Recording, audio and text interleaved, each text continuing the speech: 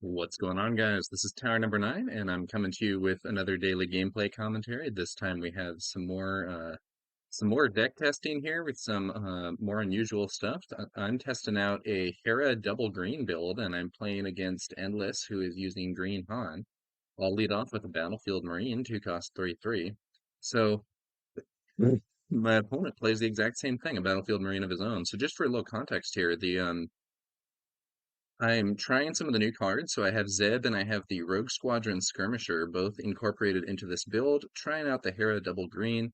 So historically, I think Hera hasn't been all that good because of card pool issues, but we're seeing, the new Spectre, some new good green stuff, and I'm thinking, maybe we're at a point where this is going to work out. Endless has been testing a Green Han variant, actually using the 30 HP base right now. Um, I'm going to play Wing Leader, 3 cost 2/1. When played, give 2 experience tokens to their friendly rebel unit, buff my Battlefield Marine up to 5/5. And now maybe can have him tangle with my opponent's Battlefield Marine. My opponent brings out the Falcon. I'm going to go ahead and have my Marine take out my opponent's. Um, this is a situation where I believe my opponent lost a bit of value here because if he had attacked with his Marine first, he could have done 3 damage to my base. And I would have been able to get the initiative, but I was able to get the initiative anyway, so and ends up being a little negative for my opponent there. And lets the Falcon go back to hand there, presumably because it's damaged. Um, but overall, I feel like this is a pretty good situation on the board. So back to the base issue. Endless is running the 30 HP Echo base. I'm running the 25 HP Energy Conversion Lab. My general belief is that Energy Conversion Lab is really important for Hera because the Spectre units have on-attack abilities and generally aren't that much value when you play them, at least the ones that we've seen. But once they start attacking and fighting, then you start accumulating that value. So in particular for the more expensive ones, Kanan and especially Zed, you ambushing them really adds to the value you can get from these cards. And I think that is a substantial upgrade, but you can only do that once even with the energy conversion lab. In fact, one of the things I think about this deck is I wish I had more ambush tech. So for me, it's kind of overdetermined to play ECL. Endless has gone for the Echo base, which is 30 HP. I personally think ECL is so good that it's probably worth the -5 HP even against aggro, but could be wrong. So this turn I play an Echo base Defender. That's one of the more recent card reveals. It is a 4/3 with Sentinel for 3 resources. Very strong card. One of the few Sentinels that does not have below the curve stats or else conditional Sentinel. It has unconditional Sentinel and on curve stats. Of course, 4/3 is probably, not the greatest stat balance for a Sentinel unit. I think if it were a 3/4, that would be stronger, but then that would also be a really good card compared to units like the Emperor's Royal Guard, which is 3/4 conditional Sentinel. It's conditionally also 3/5, but conditional Homestead Militia, 3/4 conditional Sentinel. So having a 3/4 unconditional Sentinel with the Rebel and Trooper traits would be really strong. I believe Emperor's Royal Guard is not a Trooper, and I believe that the Homestead Militia is Fringe and Trooper, and we haven't really seen Fringe trait synergy at this time, so if you have that Rebel or Imperial trait, you're in a pretty good spot relative to something with the Fringe trait. Anyway, my opponent brought out Chewbacca using Han's ability to play him early, so that is a 3/6 Sentinel that it went after he's attacked, you may ready him. So really good against a large number of small units. I'm going to play Command, and I choose to give 2 experience to my Echo Base Defender, and to turn it into a temporary resource. Or I'm sorry, not a temporary resource, turn it into a permanent resource, so basically ramping up.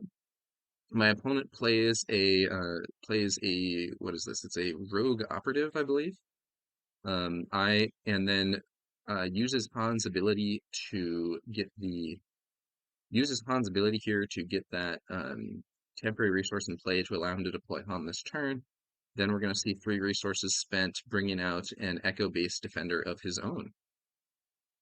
So we are playing a fair few of the same cards, given the green overlap and some of the strong green heroic units that we've seen. I trade my upgraded marine with my opponent's. I trade my upgraded marine with my opponent's Echo-based defender. He brings out Han. I have Hera defeat the rogue operative, and Han now is in a bit of a pickle. he can potentially, if he attacks, he actually trades with my Echo Base Defender. So he's going to take the initiative. This allows him the opportunity to get an out. So in particular, if he gets something like a shoot first, he could then take out the Echo Base Defender without being defeated himself and get a lot of value. On the other hand, so I actually make a little mistake here. Um, so I resource, I guess it's not necessarily a mistake, but I end up resourcing Kanan, and I think my thinking was that Kanan's better when you ambush him, and I can play, wing leader or whatever. And the problem with this though is I end up playing the wing leader, which is a good play. So my opponent brought out Agent Callus and traded him with my Echo Base Defender. I wing leader Hera. Han hits the base for 4 damage. And now Hera can defeat Han, but I wanted to play a unique unit first so that I benefit from Hera's on attack ability, which is when you attack, you may give an experience token to a unique unit. Might be you control, but generally you wouldn't want to do it on an enemy unit anyway, so I'm not sure. Um, and then Hera is indeed going to attack, defeat Han, and put an experience on Sabine. But the thing is, if I had resourced Sabine instead of Kanan, I could have played Kanan and given him an experience, which would be a lot stronger than playing Sabine and giving her an experience. So I think I maybe just miscounted my resources, or for whatever reason thought that it wasn't going to be possible to do that. I found myself kicking myself a little because I could have gotten substantially more value. However, I do feel like I'm really ahead anyway. So, we'll have to see how this goes. Um, this turn I can bring out home one, which is kind of the top of the curve for me. Home one, really powerful cards. 7/7 with restore 2. Each other friendly unit gains restore 1. And when played, you may play a heroic unit from your discard pile and it costs 3 less. So we're going to use home one here to just bring back that Echo Base Defender and get a strong Sentinel in the ground arena. And the really nice thing about Echo Base Defender that some Sentinels don't have is that having that 4 power makes it so that he's actually pretty scary on offense. You get a bunch of cards where it's like, oh, this, the cell block guard, if I play this, it's not really threatening my opponent very much if they're not like in the scenario where the opponent isn't really contesting it and is maybe more focused on space or whatever. Having a 3-drop that hits for 3 is not that exciting. There's 2 drops that do that. Having a 3-drop that hits for 4 is significantly better. Right. So I'm a big fan of the Echo Base Defender. I think that card's going to see a lot of play. Now, the downside, of course, 3 defense is a little lackluster in some situations. There are going to be those cards, the Viper Probe Droid, the Lothal Insurgent, Sabine Explosives Artist that are going to be able to trade with you with a 2-drop, which is not great, but hopefully you had a strong 2-drop of your own that's going to contest there. And my opponent actually concedes the game at this point, so that's going to be a win for me, and we're going to move on to round 2. I felt like this went pretty well for Hera. I was able to that wing leader start was really strong. Wing leader is a really good card if the opponent doesn't answer it.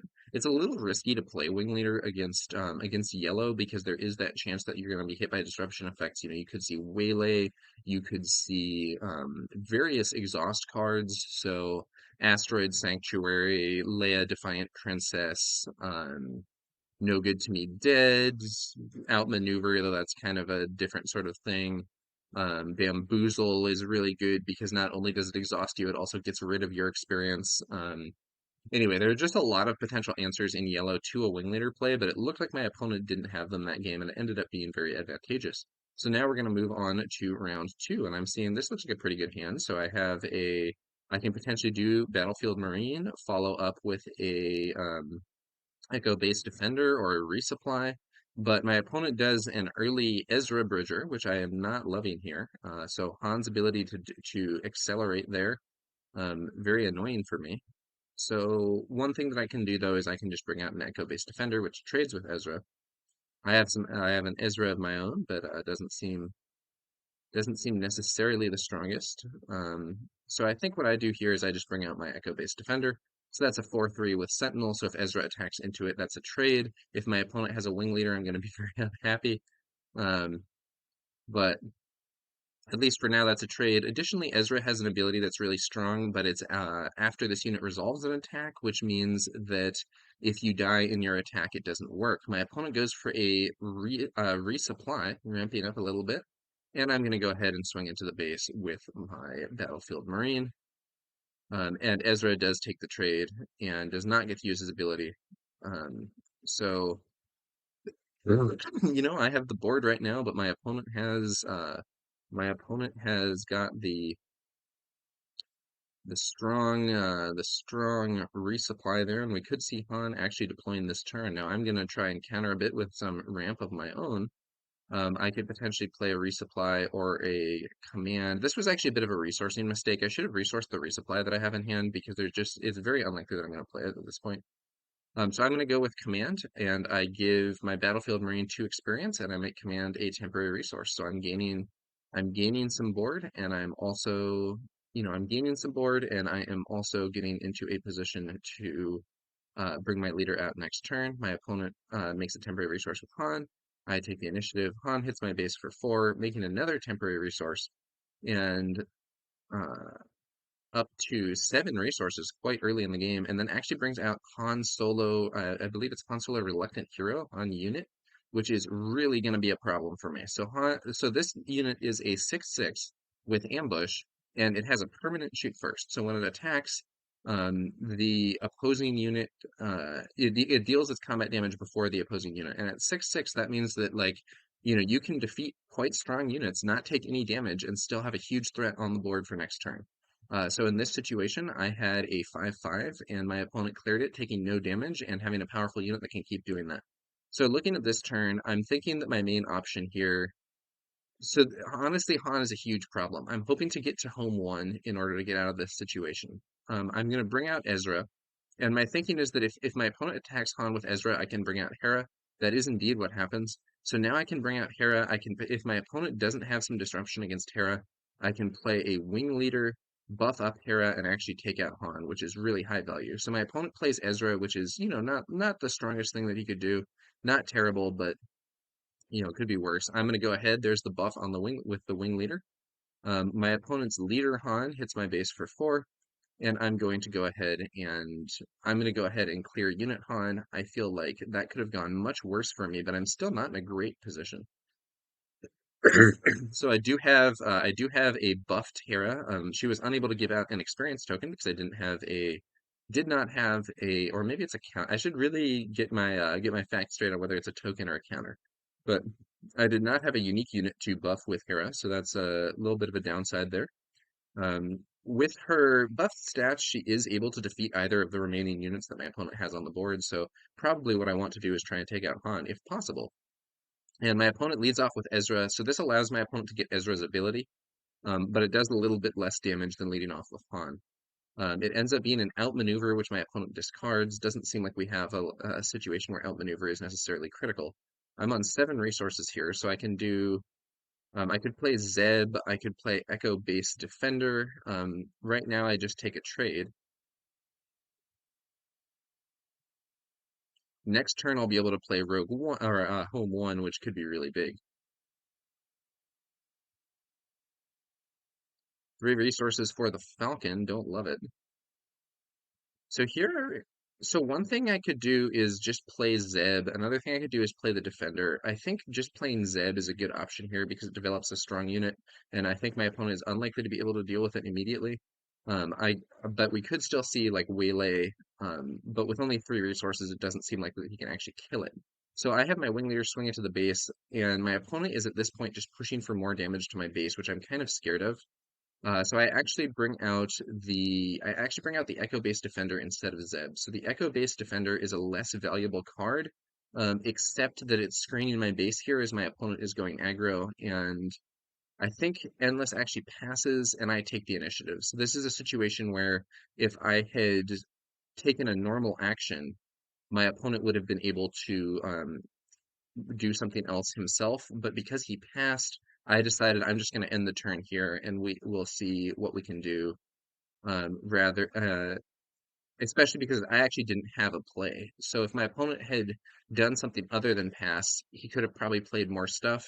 But in this situation, I think the fact that I had a sort of clunky turn ended up maybe to my advantage because it made it less clear what was happening.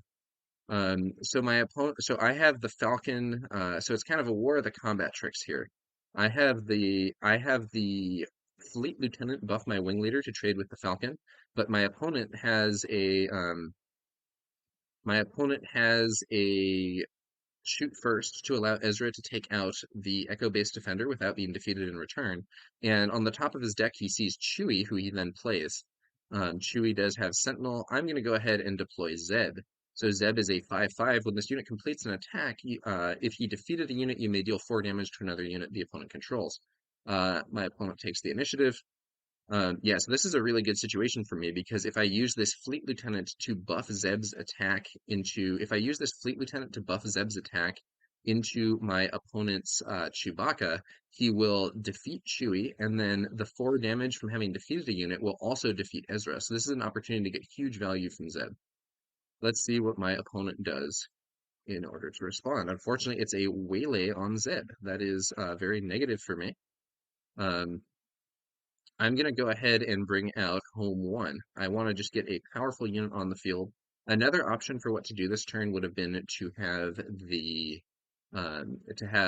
fleet lieutenant attack into Chewie and then ambush Zeb to defeat both Zeb and Ezra, but that's kind of slow. So I bring out home one instead and return an echo-based defender. So now I have that 4/3 Sentinel sort of opposing my opponent.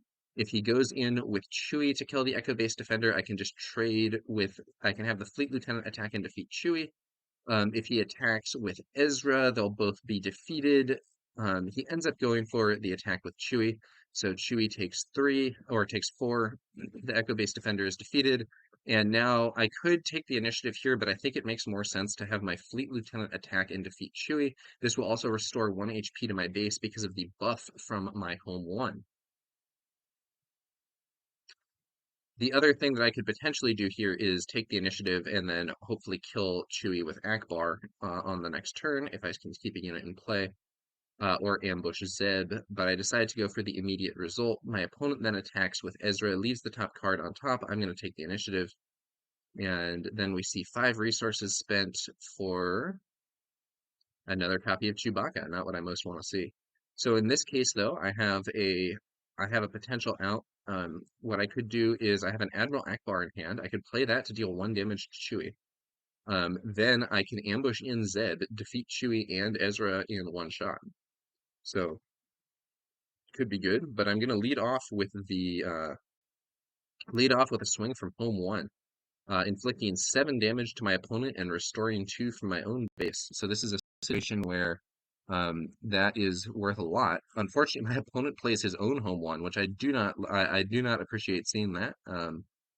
I, ideally, I'd be hoping my opponent has sort of smaller stuff, and he brings back the Falcon, which is big value.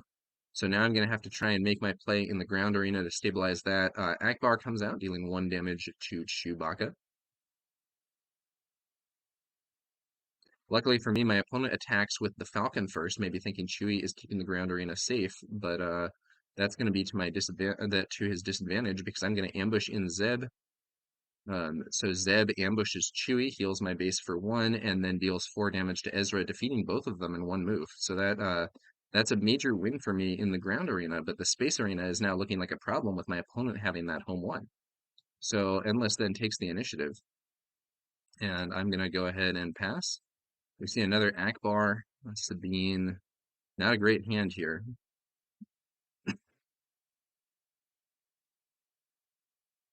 Just sort of hope Endless doesn't have a great hand himself. The other thing is that I'm getting really low here.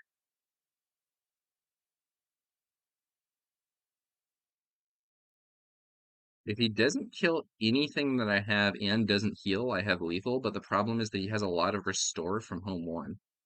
So my opponent leads off with Agent Callus attacking and defeating Zeb, healing his base for 1. I'm thinking about the situation, and I think I can't race. I have less HP on my base, and my base has, so I've taken more damage on my base by a little bit, and my base has less starting HP. So what I need to do is try and stabilize the board, which is a very different game plan from racing. So what I'm going to do here is if I have my home 1 attack and defeat the Falcon, it will also heal my base for 2. And Les can attack my base with his own home 1, which will do a lot of damage to me. But if I get the initiative, I'm going to be able to use my own home 1 to kill his on the next turn. So that will mean that my home 1 will have traded efficiently for both of his units in space, and I'll be in a potentially strong spot. But the problem is I'm having taken all this damage, I'm now at risk of being essentially checkmated, where I have to take the initiative here without playing anything this turn. Even though I have cards that I would like to play, I would like to make an attack with Akbar to do 2 more healing, but it's not going to be an option. And my opponent plays an Echo-based defender, which I really am not appreciating seeing necessarily, but that's how it goes sometimes. I do have a potential answer to the Echo-based defender with my speeder there, the Rogue Squadron Skirmisher. Unfortunately, though, the fact that I had to take the initiative to avoid being checkmated by my opponent's home one puts me in a pretty rough spot here, where I had a lot of cards I could have played to get value, but wasn't able to do it. So, even though I do end up making that relatively efficient exchange, where my home one takes out both the Falcon and my opponent's home one, I am left with a weaker board otherwise than I would like because of the initiative dynamic in that turn. So we're gonna see if I can come back from that. Unfortunately, my opponent has another copy of Han. So Han is going to clear out my Han is gonna clear out my Admiral Akbar here. And the big problem with this is that I also, my opponent has exact lethal if Han gets to attack again. So I'm going to go ahead and swing with the Rogue Squadron Skirmisher, taking out the Echo-based defender. I'll return a Battlefield Marine to hand. My opponent takes the initiative here, unfortunately, and now I think it really is checkmate. If I were able to claim here, I could use my Fleet Lieutenant to have that Skirmisher trade with Han, but as it stands, I don't have a way out. Han has unfortunately exact lethal. If I could heal even like 1 HP, I might still be in the game, but it is not to be. So that this round is going to be a win for Endless, and we're going to go on to game three. So that was a yeah, that was an interesting match. I think we sort of had a lot of back and forth there. Having that combo where you get to deploy Han very early is really strong. So if you get to use Han's or I'm sorry, I said deploy Han. What I really mean is so deploying Han early with his ability is good, but the really strong thing is combining that with getting the Han leader unit ability to get another temporary resource, and then putting yourself into a position where you can play Han Solo Reluctant Hero, the unit, on what would otherwise be a 5 resource turn. So that can be like turn 4, you can play a 7 cost. That's really strong. And I believe in that game we saw a resupply. So it was actually on turn 3 playing a 7 cost, which is really, really fast and scary, especially because I don't really have a good counter to Han Reluctant Hero in this deck. It's just not really something that I can deal with very efficiently because double green lacks removal.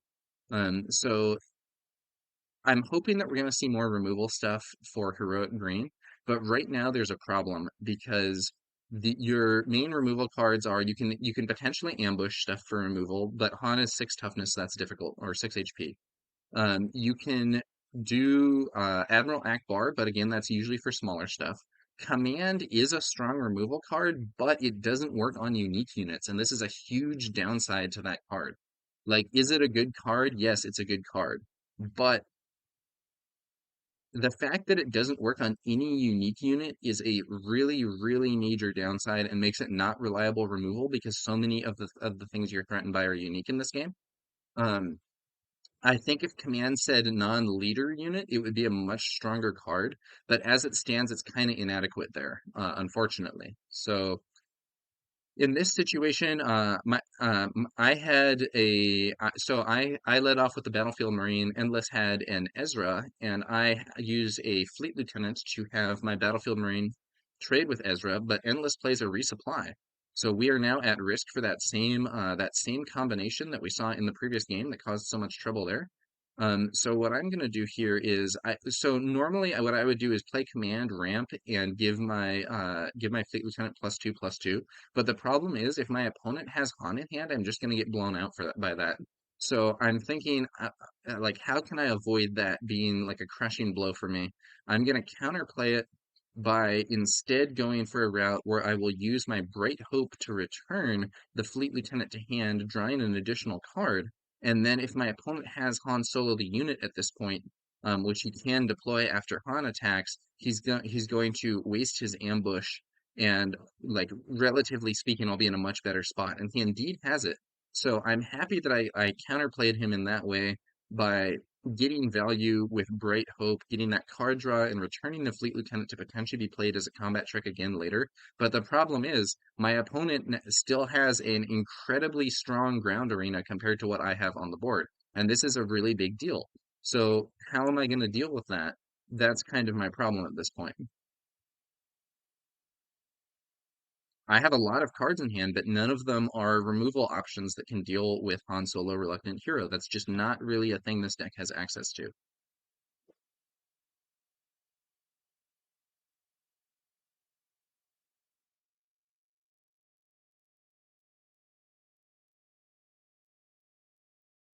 And because of that permanent shoot first, I can't do things like slowly damaging him by bringing out individual units. So like under normal circumstances, I could bring out the Echo-based defender. If he attacks into it, he takes 4, and then I can ambush him next turn, but it's just not really a thing that's going to work here. So in this situation, what I do is the, I'm going to try and sort of, I'm going to try and sort of sneak in there. So what I do is I go with command, make a command into a resource and give experience to my, make command into a resource and give experience to the, what's it called? To the, Great Hope. Then my opponent does attack the base with Han, so I'm going to take the opportunity to deploy Hera. And then my opponent just takes the initiative, which would allow Han to pick off Hera. So what I do is I just have Hera attack Han directly. She's defeated this way, but does 4 damage, which will put me into a position where I can remove him with something else. And then I also give an additional experience to my Bright Hope. Now, again, this is a situation where um, command unfortunately doesn't work as a removal card against Han. It wouldn't have actually straight up killed him in this case, but we can imagine if it did work on unique but non-leader units, I could have used command. Instead of giving Bright Hope the experience, I could have done 2 damage to Han with Bright Hope and then made it into a resource. At that point, Hera can potentially deploy and trade with Han, or a bunch of ambush options are open in later turns. But that isn't an available option, unfortunately, with the way that Bright Hope works.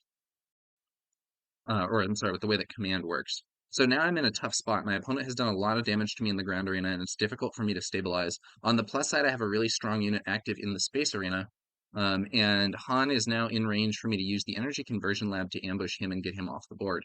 So what I'm going to do here is use the energy conversion lab to give this fleet lieutenant ambush. First, I will resolve the when played to do a powerful attack here. So I think it ends up being 7 damage with my buffed Bright Hope, and then the ambush will defeat Han Reluctant Hero.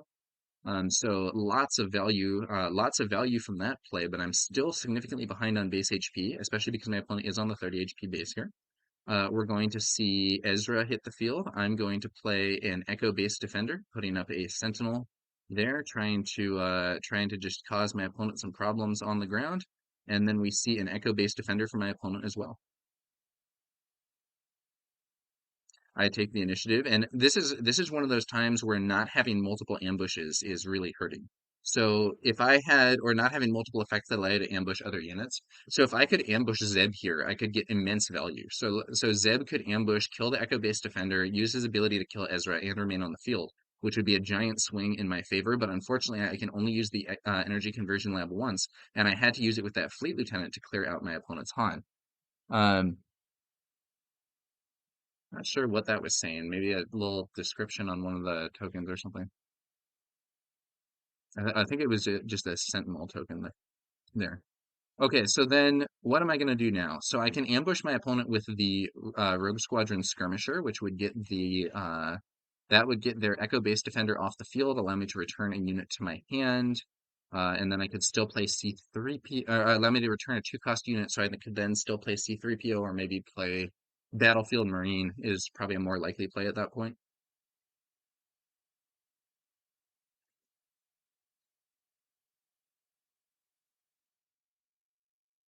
And that is what I end up doing. So that's going to allow me to get immediate value on board. I want that unit dealt with. and then I get to search, bring back the nice Battlefield Marine there, and I'm going to be able to play him and get another unit onto the board. But I am suffering here with only 7 HP left on the base. Um, if my opponent has a way to deal with if my opponent has a way to deal with the Echo-based Defender, it could actually be game. He ends up playing a Waylay, but actually Waylay is my Bright Hope instead. This is a bit of a misplay in my opinion, because if he had instead waylaid, I'm vacillating about whether to attack the base or to just trade with Ezra directly. But I think I end up going base. Um, so if he had waylaid my Echo base defender, Han and Ezra could have just hit my base to win the game. So that was, I think, a bit of a mistake from my opponent. Um, but he's still in a pretty good spot. So Han attacks, taking 4 damage, but defeating the Echo base defender. I am going to go ahead and play the Battlefield Marine, bringing out another unit of my own. But the ground arena is looking bad. I need to get I need to get another Echo-based defender or something, try and shore that up. My opponent brings out a Rogue Squadron Skirmisher of his own, defeating the Battlefield Marine that I just played and returning a 2-cost unit to his hand. And in his case, I believe it's actually, yeah, it's a Leia Defiant Princess, which is a really good combination here.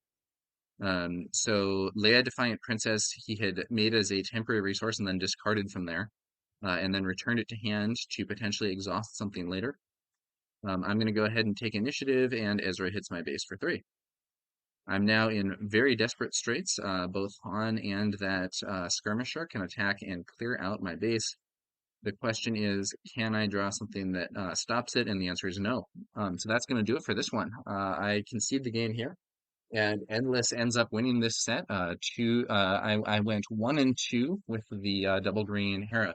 So the first game I think actually went really well for me. I felt like I was getting a lot of value and just generally ahead. In the second 2 games, though, my opponent had the resupply into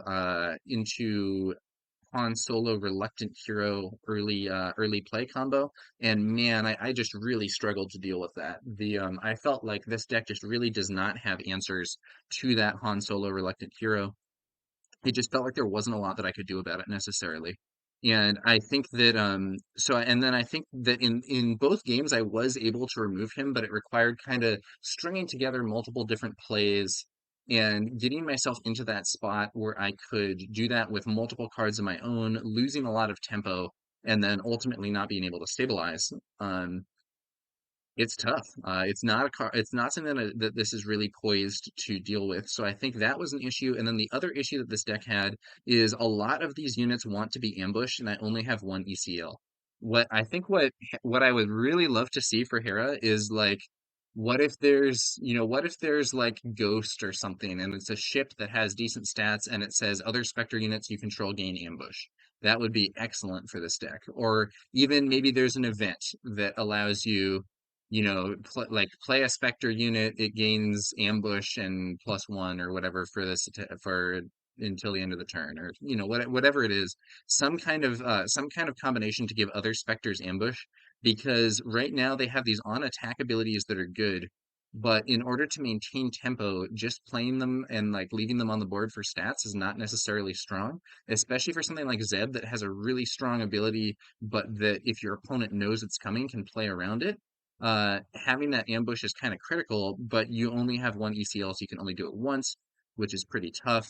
And then this also leads to kind of a problem where I was thinking, oh, maybe I can play blue Hera, and then if I switch to blue, now with the blue cards, now I can play takedown, and I can play takedown and vanquish and get some real removal here. Those are much better removal cards than command, because they work even if you don't have a unit on the board, and they work against uniques. But um, if I go blue, then I lose Energy Conversion Lab, and now none of my Spectres have ambush. I feel like 1 ambush isn't enough, and so going from 1 to 0 feels really bad also. Um, I don't know.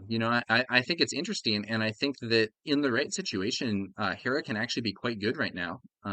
But I do feel that she's not there yet. I think there are still some issues. So the lack of removal, at least for this deck, is a problem. And the fact that you have a bunch of units that want to ambush but can only do it once is also a problem. It's possible that going to other colors for more removal and other options is going to be better than going double green. But at that point, the ambush situation is even worse. So it sort of feels like you're between a rock and a hard place there. Hopefully, we're going to either see things that allow you to ambush specters beyond just ECL, removal cards in green or heroic or green heroic or whatever, or maybe even both. But right now, it does feel like Hera is still not quite there yet, even with some new cards that have admittedly increased her power significantly. So yeah, those are sort of my thoughts on Hera Syndulla right now. I think she's cool. I think she's fun to play, but I think that at least for right now, it seems like more of a themed deck and missing some important pieces. My opponent was playing Han Green. That was kind of a classic. That was kind of a classic combination. Han Green. Um, I think Han Red was more common at first, and Han Red does have some cool things going for it. Black One, for instance. But Han Green has some good options too. I do think my opponent should likely play the Energy Conversion Lab because you can get so much value from it. Um, but I think that it clearly worked against me in this deck. That combo with the early Han Solo Reluctant Hero is really strong, and getting the combo to go off a turn earlier with a resupply is that can be even stronger. So it certainly has a very nice trick, and in the games where he was able to pull off the combo, he gained enough value and tempo from doing that, even when I counterplayed it in the third game by withdrawing my ground unit, that ultimately he was able to get a pretty convincing win. So I think doesn't work as well if you're playing against someone who like exhausts Han the turn you deploy and you don't get to the resource that you need to deploy your big unit. That can definitely be a huge problem. But against a deck that doesn't have those disruption options necessarily, it can be very strong. Now, one note is that I do have one card that could have countered this that I didn't end up seeing, which is Spark of Rebellion. So a potential Spark of Rebellion on the turn that he deploys Han and is going for that big move can remove the Han Solo Reluctant Hero from hand and kind of defeat the combo in that sense, assuming that he only has one copy. Unfortunately, I didn't see that here, but it might have provided me another option for me to deal with the combo. It's conceivable that I saw it and resourced it in some cases, but I think if I were playing this matchup again, I would consider that to be a high priority card to keep in hand and save for the right moment. Because allowing that combo to go off is just too much value, I think. Okay, so that's going to do it for this one, guys. Hope you enjoyed the video, and we will be back later with some more Star Wars Unlimited content. I will catch you guys later.